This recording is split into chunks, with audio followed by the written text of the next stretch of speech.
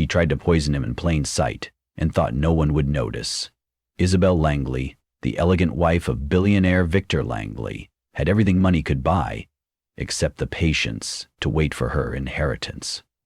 Across from her, Victor sat unsuspecting, spoon hovering over his bowl, his trust blinding him to the danger sitting inches away.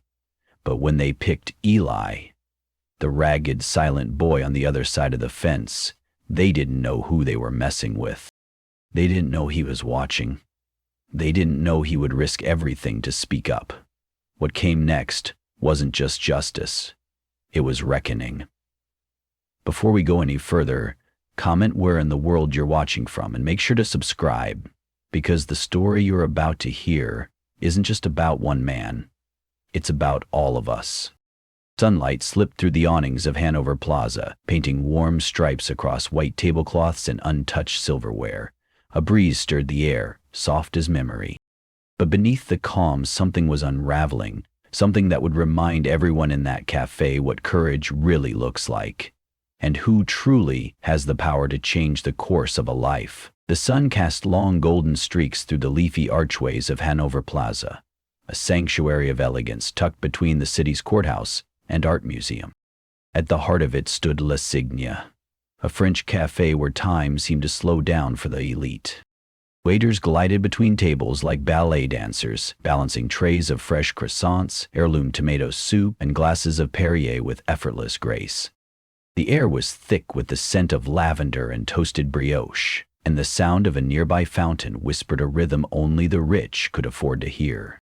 At the center table, beneath a cream-colored umbrella, sat Victor Langley, a man whose empire of private banking, tech holdings, and antique art was whispered about in boardrooms across 3 continents. At 74, he wore his wealth like a second skin. Tailored navy suit, silver cufflinks, and reading glasses that cost more than a month's rent in most parts of town. Across from him, Isabel, his much younger wife, scrolled absent-mindedly through her phone, her red nails tapping the screen with impatience. Her beauty was undeniable, sculpted and curated like the handbags she collected. Yet there was a vacancy in her expression, as if she was somewhere else entirely. She smiled when Victor spoke, but it was the kind of smile that didn't touch the eyes. Just beyond the patio's iron fence, standing in the shadow of a tree, a young boy watched them. Thin, ragged, silent. His hoodie was too big, his shoes mismatched, but his eyes missed nothing. His name was Eli. He had passed this cafe dozens of times, but today he was hungry enough to stop, hungry enough to notice. And while the world around him basked in privilege and pretended he didn't exist, Eli waited, watching plates, reading faces. Why was it that some people could dine beneath chandeliers, while others didn't even know what lunch would be? The question hung in the air, unanswered, for now. Eli had learned how to be invisible, but hunger made even shadows bold. From his post behind the ivy-covered gate, he watched as Victor adjusted his glasses and scrolled through something on his phone, one hand reaching absently for the bowl of velvety red soup that had just been set down.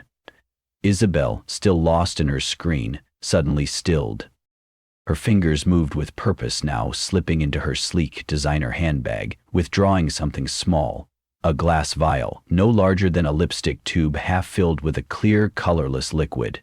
With the ease of someone who'd rehearsed this moment in the mirror, Isabel uncapped the vial and let a few drops fall silently into Victor's soup. No drama, no pause, just a flick of the wrist. The drops vanished into the broth as if they were never there. Then she stirred it gently with the spoon, her face unreadable. Eli's breath caught mid-throat. He blinked hard, unsure if he had truly seen what he thought he'd seen. Was that real? Had she just poisoned his meal, right here in broad daylight, with a fountain singing nearby and waiters laughing not 5 feet away? The stillness of her expression sent a chill crawling up his spine. She leaned in and whispered something, her lips curling slightly. Not affection, but control. He couldn't hear the words, but he could read the intent in her eyes. Cold, resolved, final. And Victor? He was still scrawling, unaware of the storm sitting inches from his spoon. Eli clenched the iron gate tightly, his fingers trembling. What was he supposed to do? Who would believe him? He was just a homeless boy with dirt on his sleeves and too much world behind his eyes. But deep down, something told him that if he walked away now, he would carry this moment forever. Isn't there a point in every life when you have to decide whether you're just surviving or finally standing up? The air around the patio shifted. Time seemed to slow, and Eli's eyes, wide with fear and clarity, never left that bowl. Eli didn't remember deciding to move, only that one moment he was gripping the iron gate, heart pounding like a drum against his ribs, and the next, his feet were carrying him through the patio entrance. The hush that followed his steps was almost unnatural, as if even the wind paused to watch. He didn't look left or right. His eyes were fixed on Victor, whose spoon now hovered just inches from his lips. "Don't eat that!" Eli's voice cracked from disuse and panic, slicing through the air like broken glass. Conversations died mid-sentence. Silverware clinked against china. Heads turned. A waiter stumbled. Victor froze, his spoon suspended mid-air, his wide eyes locking onto the trembling boy in the threadbare hoodie. Isabel's head snapped around, her expression porcelain mask shattering in real time. "What did you just say?" she hissed, her voice low but sharp enough to cut bone. Eli's knees shook, but he didn't back down. "She put something in your soup." "I saw her," he said, louder now, voice rising above the stunned silence. The moment teetered on a razor's edge. Every eye at Les Sin was now trained on that table, on the billionaire, his elegant wife, and the homeless boy who had dared to interrupt them. For a moment, no one spoke. Not Victor, not Isabel, not even Eli, whose breath came in ragged bursts. Then Victor slowly lowered his spoon to the saucer. The tremor in his hand did not go unnoticed. His gaze darted between his wife and the boy, who stood like a storm in waiting. "Is this true, Isabel?" he asked, voice low, almost disbelieving. Isabel's laugh was brittle, forced, wrong. "He's lying. Look at him. Just a street rat looking for attention." But even she could hear the thinness in her own denial. Her smile faltered, and for the first time doubt crept into Victor's expression. He stared at the bowl, then at her, then at the boy. What would you do if everything familiar suddenly felt laced with poison? The patio held its breath. Eli stood his ground, a child in rags, facing down a secret meant to disappear. Victor didn't speak right away. Instead, he reached again for the spoon, not to eat, but to bring it close to his nose. He inhaled slowly, and the faintest wrinkle appeared on his brow. Whatever he smelled, it didn't belong. Across the table, Isabel's poise began to crack, her fingers tightening around her napkin, knuckles pale. "He's just trying to cause trouble," she said, her voice rising, louder than it needed to be. "Why would I ever?" But Victor raised a hand, silencing her with a gesture that cut sharper than words. "Enough." His tone was steel wrapped in silk. Then, turning to Eli with careful scrutiny, he asked, "What exactly did you see?" Eli's voice was steadier now, rooted in urgency. "It was a small glass bottle, clear liquid. She poured it into the soup when you weren't looking, then stirred it in like nothing happened." Around them, murmurs rippled through the crowd. Someone gasped. Another patron pulled out their phone. The illusion of privacy had vanished. Isabel laughed again, but this time it was a laugh without oxygen. Tight, fraying. "This is absurd. He's jealous, angry, homeless." Her words tried to diminish the boy, but every syllable made her look smaller. Victor's jaw clenched as he studied her, seeing perhaps for the first time not a partner but a puzzle with missing pieces. "If this isn't true, then we have nothing to hide," he said calmly. "Let them test the soup." That was when Isabel's eyes flickered. Not to him, but toward the bowl. And in that flicker, truth betrayed her. She reached for her bag, but Victor's hand shot out, strong and firm. "You're not leaving," he said coldly. A nearby waiter, frozen in place, finally found his voice. "Sir, Should I call the police? Victor didn't hesitate. Yes, call them. And just like that, the tide turned. Do you believe a moment like this can unravel everything someone spent a lifetime building? The cafe was no longer a sanctuary. It was a courtroom, and justice, for once, was watching. The sirens began as a distant hum, but they grew louder with every breath, every heartbeat. Isabel's mask, once pristine and polished, was now a portrait of desperation. Her eyes darted from Victor to the growing crowd, her words crumbling beneath their weight. "This is a mistake," she stammered, clutching her handbag like a lifeline. "You know me, Victor. You know I would never." But he wasn't listening to her anymore. He was watching Eli. The boy stood a few paces away, fists clenched at his sides, body trembling, not from fear, but from the raw, burning truth of what he had done. When the officers arrived, Victor met them with quiet authority. "That bowl," he said, gesturing to the soup, "I believe it's been tampered with. This boy says he saw my wife poison it." The officers exchanged practiced glances, then turned to Isabel. "Ma'am, is that true?" Her reply was laced with venom. "Of course not. He's a liar." A homeless child looking to stir chaos for attention, but as one officer leaned in to examine the bowl, Isabel snapped, "Don't touch that!" The outburst was too sharp, too telling. The room shifted again. The crowd, the waitstaff, the very walls seemed to lean in. One officer narrowed his eyes. "Is there something we should know before we proceed?" Isabel's silence screamed louder than her words. Her chest rose and fell in frantic rhythm. And then, like a dam bursting, she muttered, "Fine. You want the truth? I'm tired. Tired of his control, of his money, of being invisible beside him. He wasn't supposed to live this long." The cafe gasped in unison. Cutlery dropped, phones raised, and reality cracked open like ice under pressure. The officer moved forward.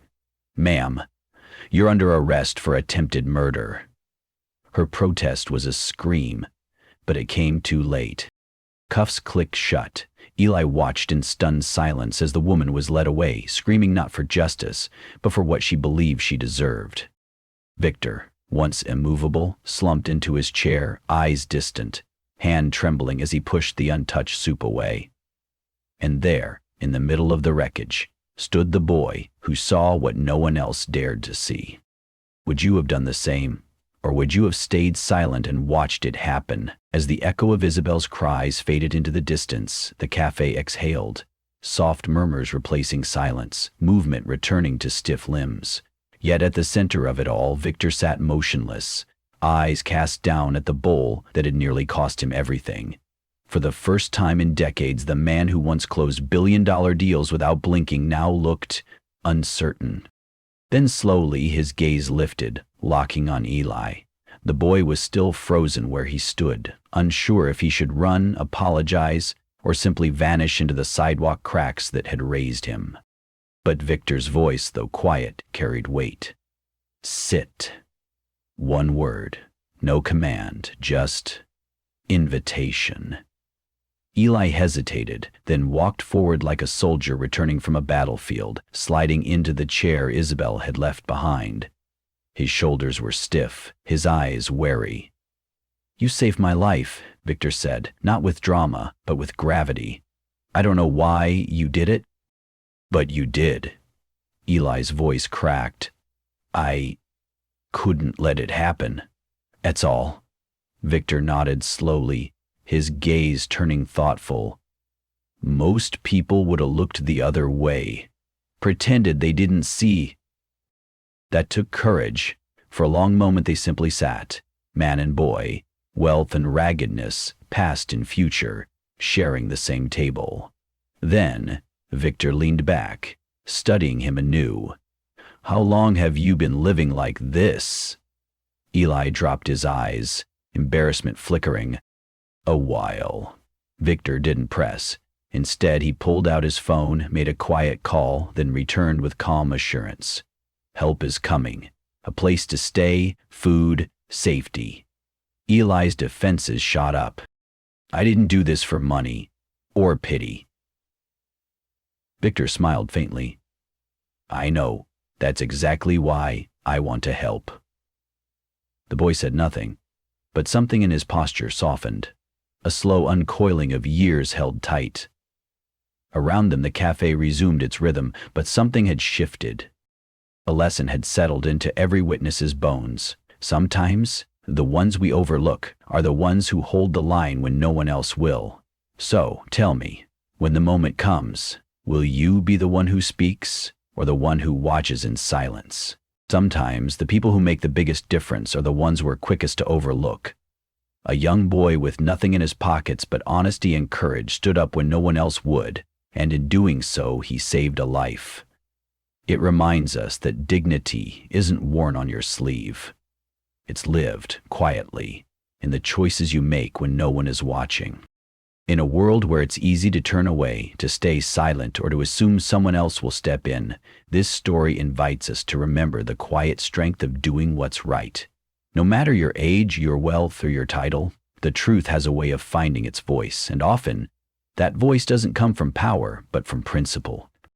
As we grow older, we come to see that some of the most meaningful acts are not the loudest or the most praised, but the ones that restore a little more faith in each other. Maybe the lesson is this: courage doesn't need permission, and kindness doesn't need a reason. All it needs is someone who chooses to care. Eli didn't ask for applause, and none came. But as he walked away from that cafe, the late afternoon sun casting his shadow long across the brick pavement, there was something different in the way he carried himself. Not pride, just quiet strength. He had spoken when it mattered. He had been heard, and for a boy who had spent most of his life feeling invisible, that was its own kind of healing. In the days that followed, Victor kept his word. Eli was given shelter, care, and, for the first time, a future not built on survival, but on possibility. Justice, too, was served. But perhaps what mattered most was that everyone who witnessed that moment never looked at silence the same way again. Some truths are easy to overlook until someone dares to say them out loud, and some lives begin again the moment someone believes they're worth saving. If this story stayed with you, share it. Subscribe to Echoes of Racism so these voices don't fade into silence. In the meantime, I've chosen 2 stories I think will move you just as much. Take care, and we'll see you soon.